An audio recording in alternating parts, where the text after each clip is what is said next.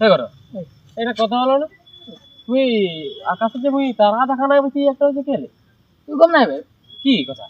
তারা এগুলো সব দোকানে আনলো बात तो सही है। দোকানে আনলা হ্যাঁ হুয়াতে তারা দোকানে কেমন লাগে জানো ওটা আমি না জানি খালি কালি মুই যাইছিলে দোকান দে হ্যাঁ বলি শিকড় আনিবে বলি হ্যাঁ নাকি আজকাল তারা বিকে বলি তারা বিকে আমি আশাই হয়ে গেলি আসলে থেকে গেলি মানে